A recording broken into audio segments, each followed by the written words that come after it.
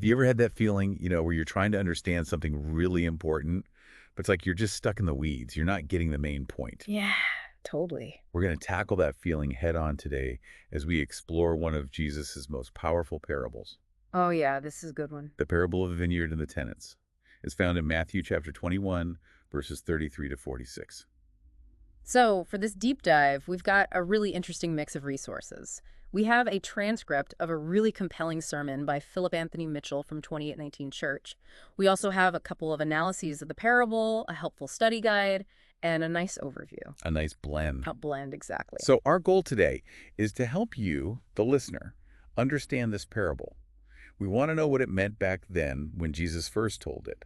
But even more importantly, what does it mean for you and me right here, right now? Absolutely. And to get us started, let's introduce the main symbolic characters. So we've got the master of the vineyard, who represents God. The vineyard itself initially represents Israel, God's chosen people, but it actually expands in meaning, which we'll get to later. Oh, okay. And then lastly, we have the tenants. Initially, they represent the religious leaders of Israel during Jesus's time. Okay, so we've got the main players. Yeah. Let's set the stage. Where and when does Jesus tell this story? All right, so the setting is Jerusalem, Okay. and it's during the final weeks of Jesus's life on earth. Yeah. It's a pretty intense time. High stakes. Yeah, high stakes. He's already made his big entrance into the city. Remember, like, the crowds shouting, Hosanna from Psalm 118? Yeah. He's also caused a bit of a stir by cleansing the temple. He was pretty adamant about it being a house of prayer. Yeah. All of this teaching and healing that he's been doing has put him directly in conflict with the religious authorities. Right. And we're talking about some really powerful figures here Yeah. in first century Judaism. Oh, yeah, huge. We've got the chief priests, who were mostly concerned with running the temple. You've got the scribes, who are the experts in the law. Then there's the Pharisees, who were all about strictly following tradition. Right. And then you've got the Sadducees, who were often more aligned with the Roman authorities. Exactly. These guys felt pretty threatened by Jesus, didn't they? Oh, yeah, they absolutely did. His growing popularity, the authority with which he spoke and performed miracles, it was seen as a direct challenge to their power and influence. Okay, so this parable, it's not just some random story that Jesus is telling. It's part of a larger conversation, isn't it?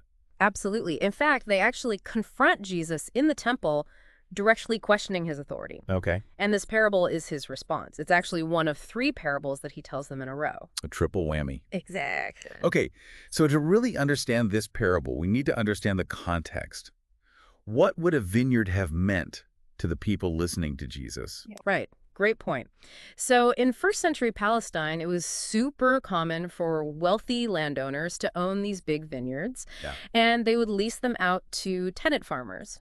These landowners often lived somewhere else, and they relied on the tenants to cultivate the land, to care for the vines, and then, when it was time for harvest, to give them a portion of the grapes or wine. Okay, so this setup, it would have been very familiar to the people listening to Jesus. Yeah, absolutely. They would have understood this relationship between a landowner and the people working his land. Okay, so let's picture this vineyard in our minds. Yeah. What did Jesus tell us about how the owner sets it up? Okay, so Matthew's gospel in Philip Mitchell's sermon really highlights this, describes how the owner of the vineyard goes to great lengths to prepare it. It wasn't just a random plot of land. He plants the vineyard, and then he does 3 very specific things to make sure that it flourishes. First, he builds a fence around it. Okay, protection. Protection, exactly, so it's secure. Second, he digs a wine press. And that's super important because that's how they would crush the grapes to make the wine. Yeah. And third, he builds a watchtower. Now, the watchtower could have been used for security, for storage, or just as a vantage point to oversee the work. Okay, so he's really investing in this vineyard. Absolutely. He's going above and beyond to make sure that it's successful. He's providing everything the tenants need to thrive. Okay, so it sounds like the tenants are in a pretty good situation here. Oh, yeah, for sure. Like Mitchell says in his sermon, the master really took good care of the vineyard. Yeah. And he provided them with everything they needed to be successful. So then harvest time comes around. What happens when the owner sends his servants to collect his share? Okay, so this is where the story gets a little bit dark. Okay. When the grapes are ready, the owner sends his servants, his representatives, to collect his portion of the harvest. And remember, he's not even asking for everything. He's just asking for his fair share. Yeah. But the tenants, They react with shocking violence. They don't just refuse, they attack the servants. Wow. Okay. How bad does it get? It's brutal. They beat one servant, another one they kill, and then another one they stone to death. That's intense. It's really disturbing. Mitchell uses some really strong language to describe this. He calls it diabolical, wicked, even demonic. Yeah. He emphasizes just how arrogant these tenants are. They've started to feel like they own the vineyard, like they're entitled to the land, even though they're just caretakers. Right. It's not theirs. Exactly. So what's going on in their minds? Why are they acting so violently? Well, the sources point to a few possible motivations. First of all, there's pride. They've been working the vineyard, they're seeing the results, and they're starting to feel like they're the ones who deserve the credit. Like it's theirs. Exactly. And the owner's absence probably doesn't help. They might be thinking that he's not coming back, or that he won't notice what they're doing. Right. Out of sight, out of mind. Exactly. And then, of course, there's the desire for control. They want the vineyard for themselves. By getting rid of the owner's representatives, they're hoping to solidify their own power. So they're not just bad farmers. They're actively trying to steal the vineyard. Yeah, pretty much. Okay, so despite this violence, the owner sends even more servants. He does.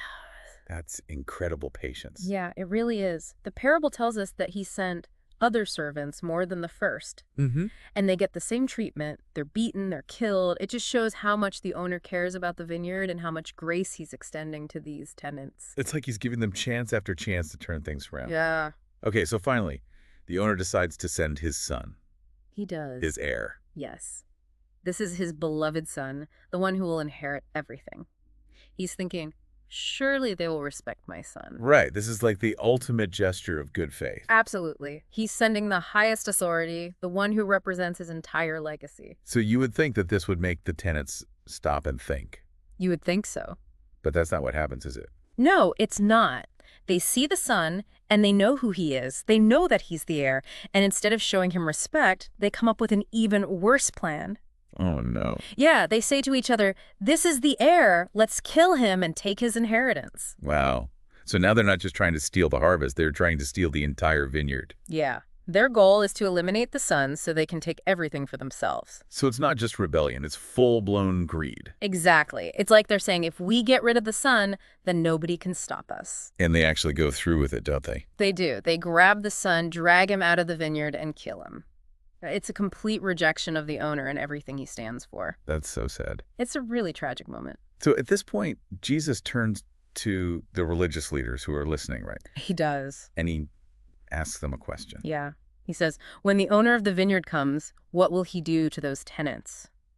He's forcing them to think about the consequences of what they've done. And how do they respond? Well, they completely miss the point. They're so focused on condemning the tenants in the story that they don't realize they're condemning themselves. Oh, wow. Yeah. They say that the owner will put those wretches to death and rent the vineyard to other tenants who will give him the fruits in their seasons.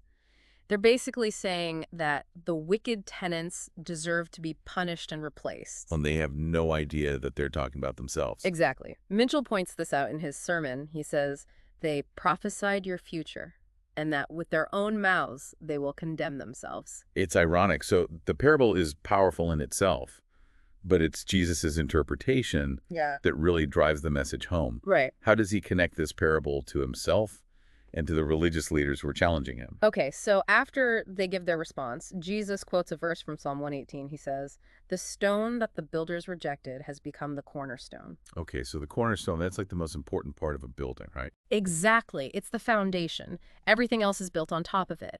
And Jesus is saying that he is that cornerstone. And the builders, the ones who rejected him, are the religious leaders of Israel. So they've rejected the very foundation of their faith. Yeah, and it's not just any foundation. It's the cornerstone, the most important piece. If the cornerstone is messed up, the whole building is going to be unstable. And Jesus is saying that they're the ones who are messing it up. Exactly. And then he goes on to say something really significant. He says, therefore I tell you, the kingdom of God will be taken away from you and given to a people producing its fruit. So there's a shift happening here. Yeah, a huge shift. The responsibility for God's kingdom is being taken away from the original tenants and given to a new group of people. Okay, and who are these new people? So In the original Greek, the word is ethnos, which just means people or nations. So it's not limited to any one ethnic group. It's open to everyone. Exactly. And this is generally understood to be the church. Okay, so the church is now responsible for spreading God's kingdom. Exactly. And Mitchell argues that this is where we come in.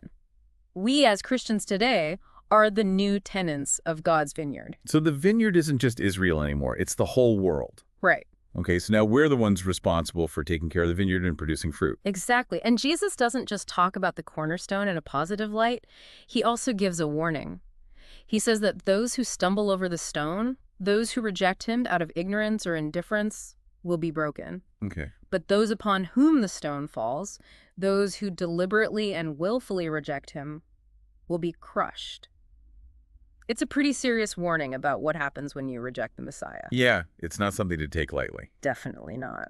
So how did the religious leaders react to all of this? They must have been pretty upset. They were. The Gospels tell us that they understood exactly what Jesus was saying. They knew he was talking about them. But instead of repenting, they were filled with anger and wanted to arrest him right then and there. They just couldn't handle the truth. Yeah. Mitchell puts it this way. They still wouldn't repent. So bringing this forward to today, what does this parable mean for us, the new tenants of God's vineyard? Well, Mitchell has a really powerful message for us. He says that we, as the church, are responsible for being fruitful in every area of our lives. Okay, so what does that look like practically? It means reflecting God's love and provision in everything we do. It's not just about going to church on Sundays. Right, it's about how we live our lives. Exactly. It's about how we treat our families, how we interact with our communities, how we use our resources. We've been given everything we need to be successful. Like the tenants in the parable, we have the security of the wall, the means of production in the wine press, and the oversight and guidance of the watchtower. We just need to use them wisely. So it's a call to action. Yeah, it is. And Mitchell warns us against complacency. He says that we need to be thankful tenants, always remembering what God has done for us. And we need to remember that the master is going to come back one day and he's going to expect to see fruit. So we need to be prepared. And Mitchell also talks about why this responsibility shifted from Israel to the church. He does. What's his perspective on that? Well, he argues that because the religious leaders and ultimately the nation of Israel rejected Jesus, the responsibility for spreading the gospel was given to the church. He sees the growth of Christianity around the world as evidence of this shift.